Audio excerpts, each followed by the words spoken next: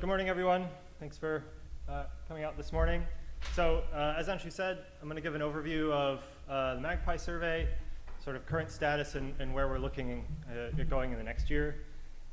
Before I go too far, I want to sort of acknowledge that there's a huge number of people in this team who are doing a lot of work, in particular people whose science I won't talk about, but Caro, Andrew, and Francesco, who are really critical for producing our sort of data cubes and data products, emission and absorption line kinematics, things like that, as well as Tayaba and Temia, who are sort of critical for identifying high redshift sources that I'll talk about a little bit later.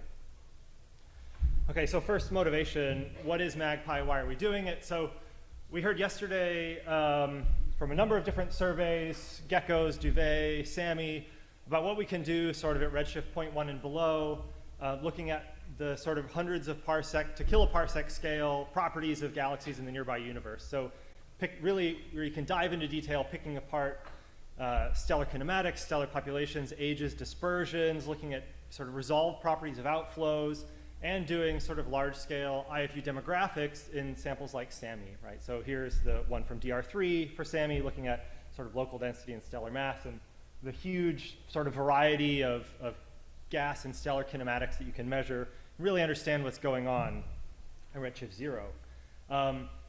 We're now, of course, moving to a wildly different extreme at high redshift, which is now a sort of moving target of what high redshift is. I heard the other day that redshift 1.5 is now the local universe.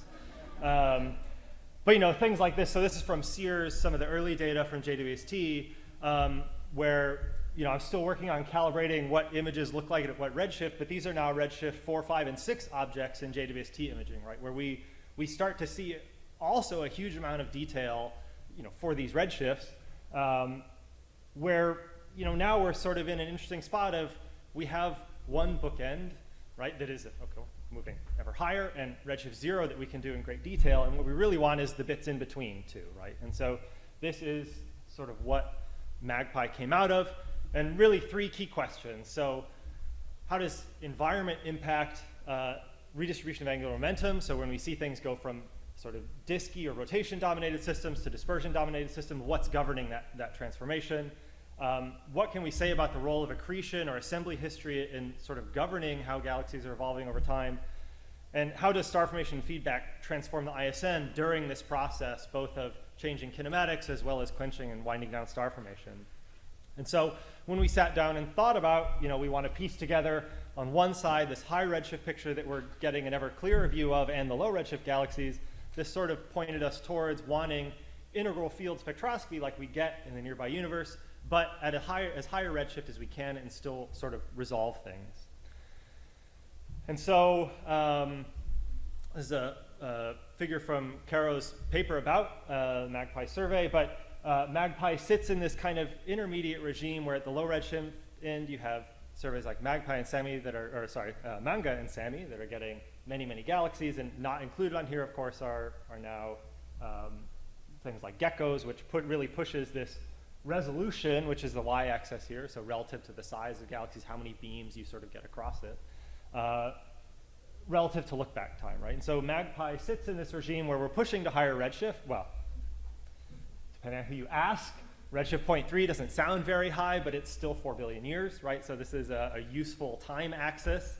Not surprisingly, we plotted this in look-back time and not redshift space anyways. And really trying to push out how far we can get what we might consider resolved properties, particular deep enough to get stars and gas properties for a reasonable sample of objects. In this case, it ends up being about 60. So sort of with this view of zooming in on how, when, and where galaxy kinematics evolve, this sort of sets where the survey, how it was built, right? So it's a survey of emission absorption line, relatively deep, so 4 hours per pointing, using, at redshift 0.3, using the MUSE and ground layer adaptive optics system. So I do want to emphasize that the AO is really crucial for making the survey sort of practical. It means that over now what's about 270 hours of MUSE data, we have a mean seeing less than 0.6 arc seconds across all our fields, which is really amazing, and really gives us the ability to push to that high resolution that we need. As I said, it's around 56 massive galaxies, and spanning a wide range of environments. So we go from sort of loose or field environments up to massive clusters. And I think really importantly as well, it actually ends up being quite a big area, so 56 square arc minutes. And there's a huge amount of legacy science sort of embedded in those fields that I'll sort of touch on a little bit. So Dee showed this figure yesterday. This is, well, no longer current actually because ESO had a fit of productivity on MAGPI fields in the last week. But this is 42 of the MAGPI fields here ordered by, on y-axis increasing group halo mass as estimated by gamma, and on the x-axis sort of redder colors. And really this is just to show the diversity of fields that we're pointing in. The bright things in the middle are all the central galaxies that we pointed, so these things that are greater than 7 by 10 to the 10 in terms of stellar mass. But we span a huge range of, say, interacting systems. We see really diffuse light around some of these things, maybe hinting at a previous major merger. We see really dense environments. We see really, really poor environments. We see star-forming galaxies with nice spiral arms that Chenwei will talk about later. But of course, the important part is these are really nice images, but these are made from the MUSE data, right? And in some cases, these are the best images we have for these fields. So on any one of these, we can zoom in, and any bright thing that you see, we have a spectrum for. In many cases, they're all resolved. So this is an example of looking at the stellar properties. So picking a few of these bright galaxies where we can get stellar velocity fields, look at things like age and chemical abundances. You can pick a different one and look at the gas properties. So redshift 0.3 is kind of a sweet spot for MUSE, it turns out. We get coverage of all the strong emission lines from O2 to S2.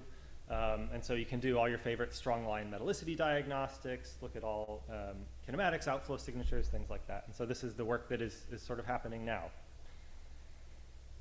Okay, so as I said, we get lots of targets in these fields. We've sort of looked at 56 galaxies, but actually the sample ends up being about 2,000 galaxies now because we get a lot of background stuff.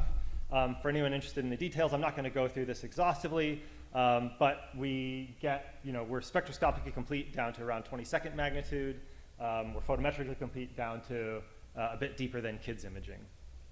And so we're really pleased with how this is going. You can see here just looking at the number of counts of galaxies as a function of I-band magnitude and completeness. I should say, this is a bit out of date. It's now 45 fields because, again, productivity happens. It's amazing.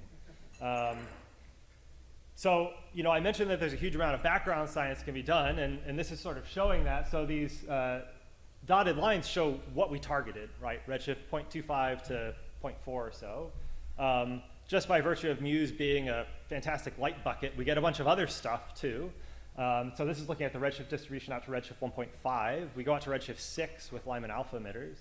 But you can see, in addition to this huge peak of structure at our target redshift, there are background structures all throughout every field, basically. And so Kate Harbin's been leading the effort to sort of actually quantify structure along the line of sight in the MAGPI fields. But there's a huge amount of work there to be done. We can also look at what we get in terms of depth over gamma pointings in these regions. So gray points here are the gamma catalogs. Black is what we get out of the MAGPI data if we look at stellar mass versus redshift. And so we get sort of 2 to 3 orders of magnitude deeper in terms of stellar mass than the gamma spectroscopy. And I'll talk about why this is relevant for large-scale structure in just a minute. Okay, so we're sort of in the next steps phase now. We're getting data. We're about 80% complete. And so now science gets to happen. I think we thought this would be a smooth transition, but really it's just suddenly everyone is doing work, which is fantastic. So these are just the paper titles that I could sort of scrape out of my inbox of papers that have been circulated within the team. I know there are a number of others in prep, looking at things like stellar kinematics from Francesco and Caro, a bunch of gas kinematic work. Chenwei is going to talk about some of this in a minute. You would have heard or will hear later today from Marcy talking about her work. So there's a huge amount of effort going into this, and like I say, a lot more that sort of hasn't manifested in a paper title yet, but I suspect will soon. So, of course, we're not sitting around. We want to ask, what can we do better? How can we do better with the data? And so I'm just going to touch on a few different things. So one that I'm interested in, because I'm involved in it, is what we can do in terms of better modeling of the gas kinematics in our sample. So it turns out, surprise, surprise, optical integral field scientists are not the first people to have to worry about decomposing, fitting Gaussians to data cubes. In fact, we probably should have been talking to people working with H1 all along. But this sort of problem of disentangling complex emission line kinematics is relatively well-trodden territory. And so this is an example of what that looks like. In this case, using what's a spatially regularized fitting. So this is work by Antoine Marchal at ANU. This is looking at a 21 centimeter data cube that then you want to ask, what can I talk about the sort of phase structure in this cube? And I can decompose it here. I'm just showing the first 6 phases and their kinematics in the 21 centimeter data of 12 that they fit here. So there's a huge amount. But it turns out this is very easily adaptable to optical integral field data. So if we take a MAGPI galaxy like this one, and we ask, right, I just want to model this with a bunch of Gaussians. How many can I fit? It turns out that this is super easy for them. And they kind of laugh because we know a lot about how all these lines are related to one another. That means that we can fit this whole data cube in under 5 seconds with a multi-Gaussian model. And so you can start picking apart in the top, narrow components and what their kinematics look like. In the bottom, broad components and what their kinematics look like. Where here we've separated Balmer emission from forbidden emission, for example. And there's a lot of flexibility in doing this. And so the hope is that in the coming months, this is something that we can roll out across the survey, and hopefully to other surveys if it's useful. Please come talk to me, and we can see what can work here. I think the other thing to talk about, and I sort of hinted at, is large-scale structure. And so this is work that Stefania has really been taking lead on. That for MAGPI, right, the fields are relatively small. Well, they're big, but they're also small. They're one arc minute. This is about 270 kiloparsecs at redshift 0.3. But of course, we want to understand how these galaxies sit within their sort of surrounding environment on megaparsec scales. And so Stefania has been, as I said, leading the charge, getting AAT follow-up, pushing deeper than that gamma flux limit to really map structure in and around the MAGPI fields. So currently, we've had 4 nights observing at the AAT over 9 fields. We have almost 5,000 redshifts now for galaxies in and around these fields. Again, peaking at around redshift 0.3 where we're looking, but picking up things all along this redshift range.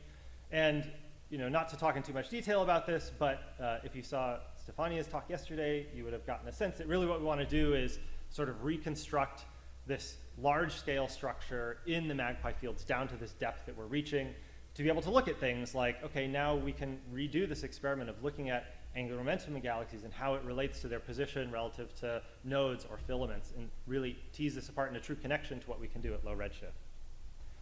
Okay, so just a quick summary, since I'm probably out of time. Yeah, amazing. I can talk slower then. Okay, so 80% of the data are now taken.